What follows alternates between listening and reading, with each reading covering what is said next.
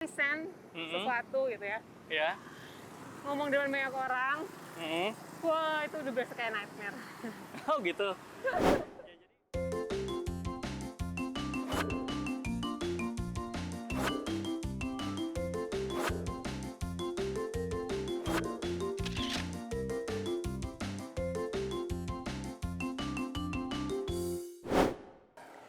Assalamualaikum warahmatullahi wabarakatuh. Ketemu lagi di channel Cium, cerita inspiratif unik Maum dan Paum. Nah, kali ini kita mau bahas ini. Paum kan tahu nih, Maum ini tipe iya dong, tipe introvert, betul nggak? Introvert, iya kali ya? Ya? Iya. Iya kan? Benar. Ya. Nah, kita mau bahas ya, sebenarnya apa sih yang dirasakan yang untuk orang-orang introvert itu kalau misalnya ya di lingkungan sosial sehari-hari gitu loh. Nah, cuma sebelum kita lanjut, jangan lupa teman-teman subscribe channel ini ya di bawah ya. Juga kalau misalnya ada pertanyaan atau komentar boleh ditulis di kolom komentar. Yuk kita lanjut. Mom sebagai Belum ya? sebagai ini ya seorang perempuan yang ya mom juga menyadari kalau mom itu introvert, itu sebenarnya apa sih yang dihadapi atau yang dirasakan ketika di lingkungan sosial gitu? Biasa aja. Maksudnya lingkungan sosial kayak gimana dulu nih? Ya misalnya kita di lingkungan yang menuntut untuk kita aktif gitu loh. Apakah jadi satu beban atau biasa aja atau gimana gitu? Aktif itu dalam maksudnya ngomong, nanya segala macam Ya kan gitu. kalau misalnya kayak di sekolah kan otomatis ada kerja kelompok kayak gitu-gitu loh. Kalau kerja kelompok sih aktif lah jelas. Karena itu kan tugas mau apa ya mesti ngerjain dong. Cuman ada cumannya. Aku nggak tahu sih untuk introvert yang lain. Cuman kalau untuk aku sendiri, Mas, bikin tugasnya it's okay. Ya. Presentasinya, ya Allah, itu nyeramin banget lagi. Oh gitu. Kalau buat aku present sesuatu gitu ya. Ya. Ngomong dengan banyak orang. Wah, itu udah berasa kayak nightmare. Oh gitu. Ya jadi kayak misalnya tadi ya, depan orang artinya public speaking gitu ya. Nah, itu yang dirasakan adalah beban sekali itu. Buat aku ya. Oh, oke. Jadi terus, udah belum apa-apa tuh yang udah aduh malu, aduh ntar kalau salah gimana, udah banyak aduhnya, udah banyak takutnya, udah banyak defense-nya lah gitu. Sebenarnya apa yang ditakutkan itu tuh? Takut nanti salah ngomong, takut nanti orang nggak ngerti, takut nanti garing ngomongnya, takut nanti orang-orang salah, gitulah. Kebanyakan ketakutan meskipun setelah dikerjain mah sebenarnya nggak gitu sih, tapi tetap aja masih takut. Tapi kan artinya kalau mau sadar ya, artinya ngelihat dari sudut pandang orang lain, belum tentu orang lain juga peduli juga gitu loh. Iya sih. Tapi gimana ya ngilangin rasa ketakutannya itu loh. Takut salah, takut ini, takut itu tuh. Nah kalau itu kan apa ya, ngobrol depan orang ya, public speaking ya. Nah ini kalau misalnya kejadian lagi, kita harus ngelamar kerja gitu misalnya. Ngelamar aja, kalau ngelamar sih ngelamar aja. Kan ngelamar kerja juga otomatis kita harus jualan ya, menjual skill kita sendiri sama orang. Itu gimana itu? Kalau untuk one on one, buat aku itu masih oke. Pokoknya kalau udah ketemu masa umum gitu ya, banyak orang gitu, kelompok gitu ya. Nah itu yang udah bikin nah kalau misalnya kita konseling, kita ngobrol berdua, bertiga, itu masih bisa masih bisa dilakukan gitu. Oh, oke. Kalau gitu kerja nggak cocok jadi trainer. Nah, bisa buyar semua. Terus kenapa ngambil psikologi kalau gitu? Itu otomatis ketemu sama orang, pekerjaan yang harus ketemu sama orang kan? Nggak mungkin enggak. Itu berkaitan dengan diskusi kita sebelumnya. Iya. Apa? Terlambat mengetahui minat bakat. baru memilih jurusan. Harusnya kalau kayak Mom itu pilih ya jadi programmer lah, ya desain lah, yang itu yang nggak ketemu orang gitu loh. Memilih. Kenapa milih psikolog yang harus ketemu orang? memilih jurusan Ya. tepat sebelum pendaftaran SPMB. Di kelas 3 SMA jadinya begini. Oh. So far sih menyenangkan. Tetap menyenangkan jadi belajar psikologi gitu ya, jadi seorang psikolog. Bisa dilakukan untuk orang introvert, bisa. Masih survive kok gitu. Aku jadi asesor masih bisa. Aku jadi konselor masih bisa gitu ya. Cuman mungkin ada beberapa parts yang aku nggak bisa, kayak tadi bilang, kayak jadi trainer. Ya, trainer yang ya kumpul semuanya gitu, kita aja tepuk tangan gitu. Aku lebih baik memberikan pada orang-orang yang lebih extrovert mungkin ya. Lebih aktif ya. Jadi terus jadi peneliti di bidang psikologi itu bisa banget gitu. Jadi yang ngurus ini ngurusin data, penelitian yang kayak gitu-gitu.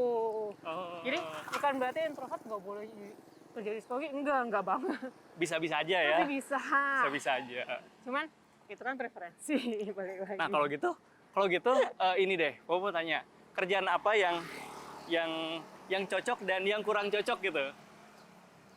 Menurut mau? Menurut aku sih profesi apa aja? Misalnya yang cocok jadi ini, yang nggak cocok jadi ini gitu, yang artinya bukan tidak boleh, tapi ya ini cuma cerita aja gitu. Kalau pendapat aja. Pendapat aku sendiri gitu ya. Kalau memang kita merasa introvert dan itu sudah diklaim gitu bahwa memang introvert, daripada membebani diri sendiri, kalau yakin sudah tidak mampu, jangan gitu ya. Intinya gitu. Jadi beban jadinya. Ya makanya jadi kerjanya juga jadinya tidak akan optimal, tidak akan totalitas gitu. Kayak aku yang aku tahu aku kurang di public speaking. Iya. Jangan coba-coba ngelamar jadi trainer, jangan coba-coba ngelamar jadi MC. Atau pekerjaan-pekerjaan yang tadi banyak ketemu orang dalam kelompok. Gitu. Kalau misalnya tapi pengen psikologi gitu kan. Banyak gitu. Kayak aku tadi bilang, jadi asesor masih bisa ketemu. Jadi recruiter juga masih bisa. Kalau sales? Nah, ini dia nih sales. Sales gimana? Ada jadi gini, kalau cerita, ada temanku introvert, tapi dia juga public speakingnya kurang, tapi ketika dia one on one ketemu buyernya, dia bagus banget, gitu. Selama dia tidak dan punya kemampuan untuk menjelaskan yang baik. Gitu. Product knowledge ya? Product knowledge-nya oke banget. Jadi dia jadi sales pun cukup oke lah gitu. Bagus gitu. Tapi kalau aku bener-bener nggak bisa. Ya soalnya nih Mbak Om ini berapa kali mau kita kasih coba peluang-peluang usaha itu tetot gitu. Bukannya nggak mau usaha, bukannya nggak mau belajar, tapi udah nyobain tetap aja. Aduh. Ya itu jadinya malah beban. Kalau memang tidak kehatean gitu ya istilahnya. Jadinya malah beban ke kitanya, nggak enak sama diri sendiri, nggak enak sama yang sudah mendukung, nggak enak sama yang ngasih target. Yang ngasih target gitu. Aku mau sini. Waduh, ini jualan gini. Aduh gimana gitu. Udah kebanyakan aduhnya gitu. Om suka ini nggak sih? Suka overthinking nggak sih sama pendapat orang, misalnya sama apa yang tadi udah diomongin terus kepikiran lagi gitu nggak sih? Maksudnya overthinking saya gimana? Ya kepikiran terus gitu loh. Jadi tadi tadi yang pembilang tadi siang tadi ngomong ini, salah ya ngomong gini. Iya. Kalau bikin salah, waktu sih itu. Nah itu kalau bikin salah kepikiran terus nggak gitu? Kalau aku itu entah itu kayaknya bukan bagian dari introvert sih, tapi apa? Memang ini aja sifatnya, salah satu karakter aku yang kalau bikin salah bakal lama banget kepikirannya. Aduh salah, nggak enak, gimana, Padahal sebenarnya nggak apa-apa juga ya. Mungkin orangnya juga udah lupa kali ya. Sama kayak aku misalnya ada orang bikin salah sama aku, ketika kita udah minta maaf, dianya udah minta maaf sama aku juga pun udah lupa gitu kan. Itu pun sebenarnya terjadi pada ketika aku salah, aku minta maaf, itu pun udah selesai. Cuman perasaan bersalahnya di aku sendiri tuh kayak nggak berhenti gitu sampai beberapa waktu. Nah kalau misalnya nih terakhir nih ya tips ya, misalnya buat teman-teman atau adik-adik nih, adik-adik yang kayak Maum ya, kebetulan kayak Maum nih tipenya itu untuk menghadapi sekolah, pekerjaan itu apa kira-kira? Yang Aku pun masih belajar. yang ya sedikit banyak bisa mengurangi yang tadi mau merasain itu loh. Kalau misalnya introvert, biar tidak terlalu tertutup sekali ya kita mesti tetap jangan menutup diri gitu. Meskipun kita ngerasa apa ya, coba untuk mendobrak diri kita sendiri lah, push to the limit gitu. Jadi kalau kita tahu kita kurangnya di sini, ya coba agak dikurang-kurangin biar nggak minus-minus banget lah gitu. Jadi tetap bergaul sama teman-teman. Bukan karena kita tahu kita introvert kita terus mundur sendiri, gitu ya. Gitu. Enggak, jangan. Ya udah kita menerima kita gini-gini aja, Nah, mundur gitu ya. Di mana-mana juga orang mau belajar, manusia tuh harus belajar. Tipis-tipis aja dulu, bikin apa ya, sama teman-teman grup kecil. Punya peers gitu kan. Oh iya. Nanti kalau gitu, atau kalau yang paling gampang adalah ikut unit kegiatan. Kegiatan. Itu the simplest thing. Ekskul ya. Kalau sekolah ekskul, kalau kuliah ikut unit kegiatan. Itu cara yang paling simpel untuk kita ngebuka diri. Oke. Gitu. Dan nggak malu-malu juga sama orang ya. Karena kita belajar terima tugas gitu ya. Lingkupnya juga nggak terlalu besar, tapi kita belajar untuk bersosialisasi dengan kelompok yang lebih banyak. Oke. Salah satunya yang paling gampang itu. Menarik ya. Jadi introvert ini apa ya, sesuatu hal yang kadang-kadang kita nggak tahu kalau kita nggak ngobrol sama orangnya. Nah di sini mumpung ada orangnya dan kebetulan kita lagi belajar bikin konten, Om sendiri mendorong Om untuk berani, iya betul, mengurangi ya berani lebih terbuka lagi. Karena kan semakin terbuka orang juga lebih bisa tahu potensi kita kan. Benar. Kayak gitu. Nah itu jangan sampai kan kitanya menutup diri, potensi kita jadi nggak bisa ditangkap sama orang lain. Yes, betul sayang sekali. Banget. Gitu. Sayang banget kok gitu.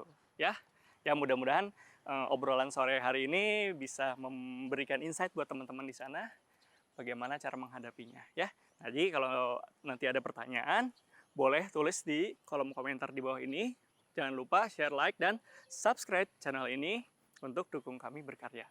Kalau gitu, sampai jumpa lagi di Cium, cerita inspiratif unik Maum dan Paum. Wassalamualaikum warahmatullahi wabarakatuh. Dadah. Dadah.